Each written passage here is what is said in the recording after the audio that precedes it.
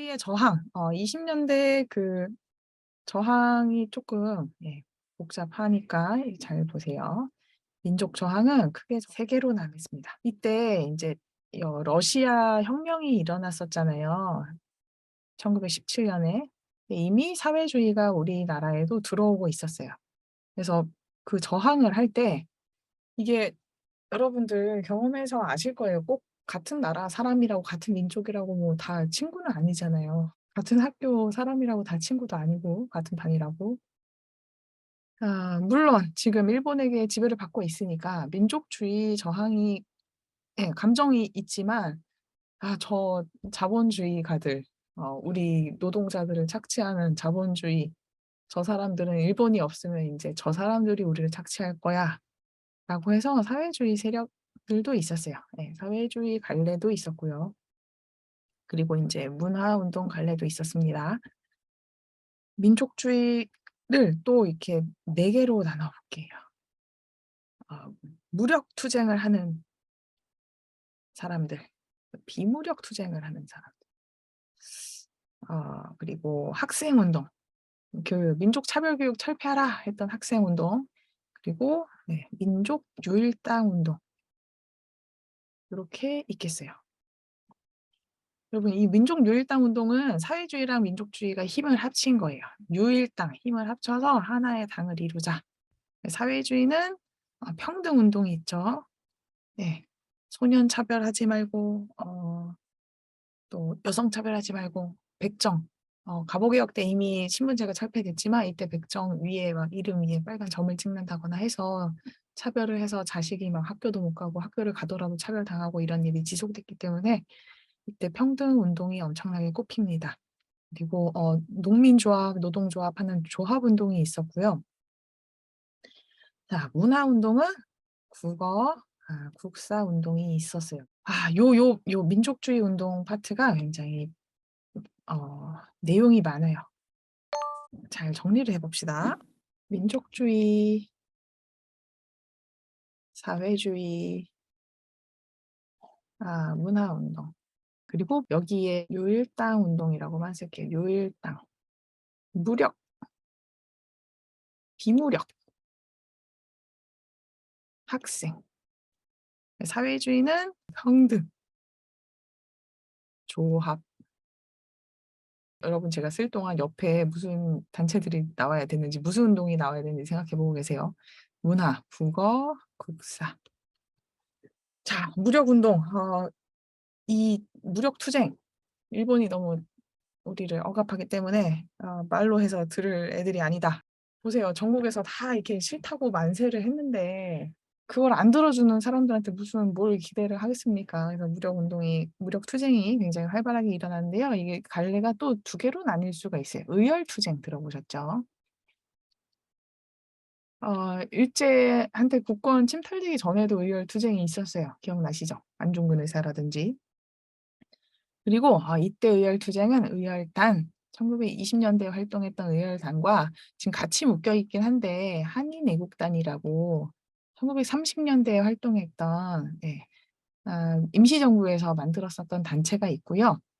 봉브라더스 기억나시나요? 이봉창, 윤봉길. 고 사람들이 왜 30 년대에 활동을 했고 의열단도 활동을 굉장히 많이 했죠. 나름 정리를 해 보세요. 그리고 이 의열 투쟁뿐만이 아니라 무장 독립 투쟁.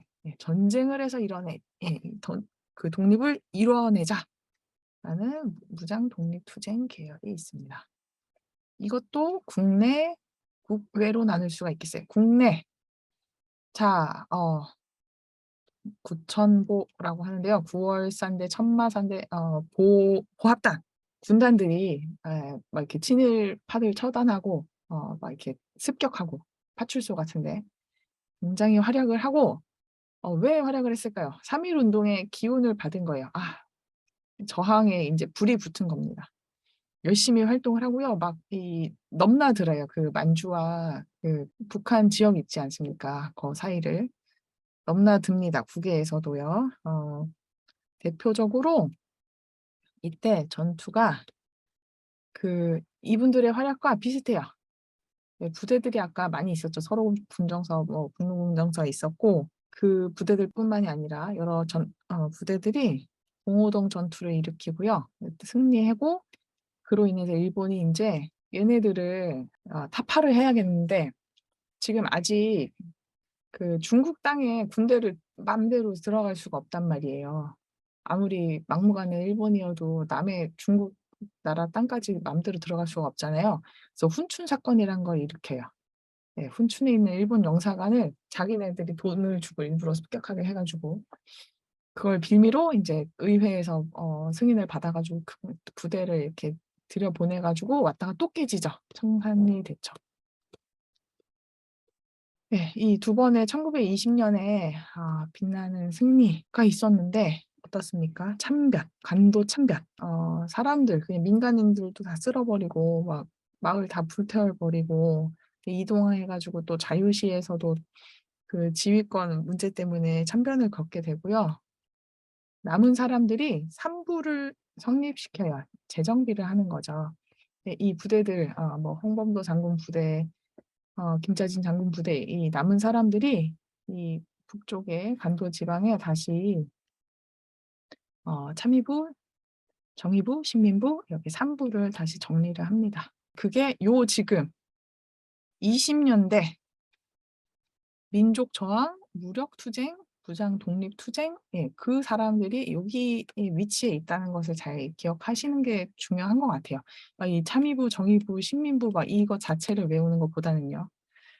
자 그리고 비무력 투쟁은 인제 뭐 아 밀립대학 설립운동 그리고 인제 국채보상 운동이 아니라 뭐죠? 국채보상은 인제 나라를 뺏기기 전이고 지금은 물산장려운동 이런 게 있었죠. 그런 것들이 있고요. 문맹퇴치운동. 동아일보, 조선일보에서 했던 문맹퇴치운동이 있겠습니다. 1926 년에 60만 세 운동이 일어납니다. 순종이 돌아가셔 가지고 3.1 운동은 고종이 돌아가셨을 때잖아요. 사람들이 준비를 하고 일본도 긴장을 해요. 그때 같은 사태가 또 벌어질까 봐. 그래서 인제 사회주의 세력을 미리 감시하고 이렇게 싹 잡아가게 되거든요. 어른들은 다 잡혀갔는데 이 학생들이 운동을 일으킨 거예요. 예. 계획대로 진행을 했습니다. 굉장히 크게 일어났고요. 1929 년에 광주 항일 학생 운동이 일어나서 이게 전국으로 퍼지게 돼요. 그래서 막 경기도 뭐 서울에서도 학생들이 막 휴교 시위를 하고 그런 일이 있었고요. 잠시 여기 지금 물산장려 밀립대학 문맹 퇴치도 제가 다시 써 보았는데요. 일본이 근대화를 시키지 않았다는 증거죠. 밀립대학 설립 운동을 방해하기 위해서 인제 막 그 지도자들을 잡아가고 "아 그래. 우리가 대학 세워 줄게." 하고 이걸 무마시키기 위해서 세운 대학이 지금의 서울대 경성제국대학인데 과가 있잖아요. 분야가 있는데 예를 들어서 첫 해에 이과를 설립을 안 한다 할지 그냥 막 문과만 설립을 해 놓고 왜 이과 공업이나 이런 기술을 우리가 배워야 되는데 안 세워 주냐." 그랬더니 뭐 저기 "지원자가 없을까 봐 너네가 뭐 그런 정치 이런 거에 관심이 많으니까 네 법학과 이런 것만 처음에 세워 놓고." 그런 핑계를 댔었죠. 근대화를 시킬 마음이 정말 있는 건지 그냥 뜯어먹기 위한 적당한 근대화. 자 요렇게 학생 운동이 있었고요. 유일당 운동은 사회주의랑 함께 했다고 했죠. 배경을 먼저 살펴보면요. 사회주의가 인제 들어왔다고 했잖아요, 국내에도. 보급이 되었고 그러니까 민족주의뿐만이 아니라 사회주의 세력도 굉장히 큰 세력이 되었다. 그 상황에서 민족주의자들이 1920 년대에 문화 통치 하에서 일본이 막 인제 대학도 세워 주고 하니까 타협적인 민족주의자들이 등장을 해요. 우리가 이렇게 저항해 봤자 괜히 싸움만 나고 나아지는 게 없으니 적당히 자치권을 얻어내자 아니면 투표권을 얻어내자 이런 식으로 타협적인 민족주의가 자가 등장하게 됩니다. 그래서 민족주의 진영이 이렇게 나뉘어요. 타협적인 사람과 비타협적인 사람으로. 타민, 비타민, 비타협적 민족주의자. 네 그래서 이 무슨 소리냐 이 미쳤나 보다 해서 이 타민들과 사회주의자가 만나서 한 게 유일당 운동이라고 할 수 있겠어요. 전개, 국외 국내별로 그러니까 통합적으로 전 곳에서 다 진행이 된 거라고 볼 수가 있겠어요. 아까 3 부가 성립됐다고 했는데요. 그 통합 운동을 합니다. 한 개로 통합하지는 못했고요. 북만주의 혁신의회 남만주의 국민부 뭐 이 정도로 통합을 하고요. 국내에서는 그 인제 사회주의자들과 민족주의자들이 합친 조선민흥회 이런 집단도 나타나고요. 그리고 정의회라는 단체도 사회주의 단체인데 선언을 하면서 "우리는 인제 민족주의자들과 힘을 합치려 한다." 요런 바탕 위에서 대표적으로 생긴 단체가 신간회가 되겠어요. 여러분 신민회랑 헷갈리시면 안 돼요. 신민회는 아직 인제 막 이때 막 개화 실력 양성 운동과 무력 투쟁과 그 두 그룹이 만난 1907 년부터 1911 년까지 활동했던 그룹이잖아요. 이 사람들은 비밀 결사였고 비밀스럽게 아직 10 년대이기도 하고 또 이 일본이 막 조선을 집어삼키려고 섯을 펄었던 그런 때이기 때문에 아직 일제 강점기 전이죠. 신민회는 새로운 민들을 '우리가 새로운 국민을 만들자.' 그런 느낌이라면 신간회는 이미 인제 일본에게 우리 기둥이 잘려 나갔어요. 조선이란 나라가 망해서 이렇게 댕강 잘려 나간 그 나무 뿌리같이 이렇게 있는데 이 간이라는 거는 새로운 줄기란 뜻이에요. '우리 다시 꽃을 피워 보자.' 예 지금 죽었지만 '다시 피워 보자 힘을 합쳐서.' 하는 그런 느낌이니까 헷갈리지 마시고요. 신간에는 1927 년부터 31 년까지 활동을 합니다. 예 비타협 민족주의와 사회주의자들이 합쳐서 만들었고요. 활동도 굉장히 많이 해요. 막 화전민들이 일본이 막 불질러 가지고 쫓겨났을 때 그 실상을 막 조사를 한다든가 아니면은 어디서 파업을 했는데 그걸 또 같이 가서 조사해 주고 또 이 광주 학생 항일 운동 어떻게 무슨 일이 있었던 건가 경찰은 이렇게 뭐랄까요 공정하게 일을 처리를 해 주지 않으니까 그 진상 조사단도 막 보내고 서울에서 대중 집회도 기획을 하고 여러 가지로 활동을 하는데 결국 타협의 문을 넘지 못하고 금방 문을 닫긴 하지만요. 이게 힘을 합치면 단체가 커져서 좋은 것이고 또 나눠진다고 해도 늘상 나눠지고 다시 합치고의 반복인 것 같아요. 또 나눠지면 나눠지는 대로 기동력이랄까요? 그런 거에선 또 좋은 점이 있지 않겠습니까? 서로 막 의견이 아직 다른데 억지로 합치려고 하지 않고 헤어졌어요. 민족유일당 운동도 있었다. 사회주의 운동은 평등, 조합 했고요.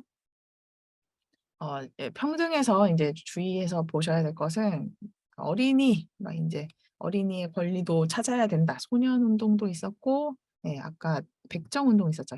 조선 형평사 그리고 여성 운동 페미니즘이 또 이제 막 싹을 트기 시작하고요. 조합, 노동, 농민 조합에서 파업도 열심히 하고 소작쟁이도 벌이고 그거를 사회주의자들이 지원을 하고 뭐 이런 일이 있었습니다. 국어는요. 조선 연구회 조선 어학회 있었죠. 각야날, 각야날을 만들고 한글이라는 잡지를 만들고요. 조선어학회에서는 표준어를 제정하고 한글 맞춤법 통일안을 시도를 했는데 조선어학회 사건으로 흩어지고 말아요.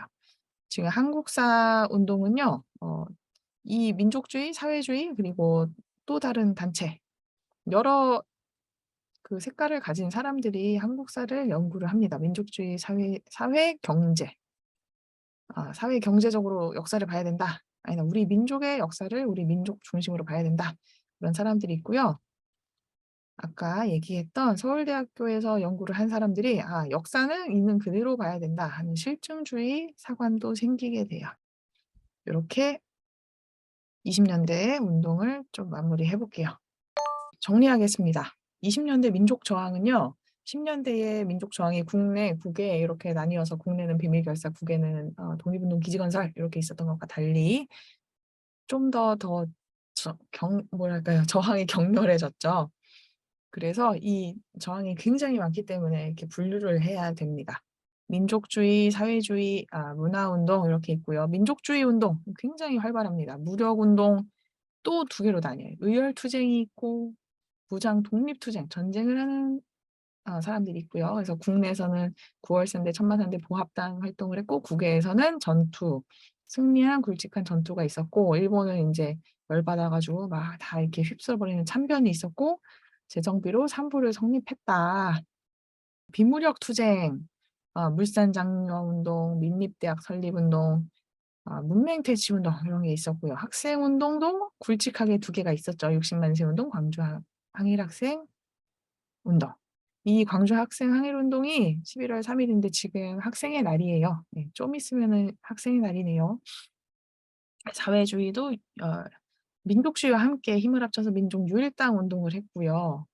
네, 배경, 전개, 그리고 신간회가 그 결실이었다라는 거 정도. 신간회, 신민회 헷갈리지 마라.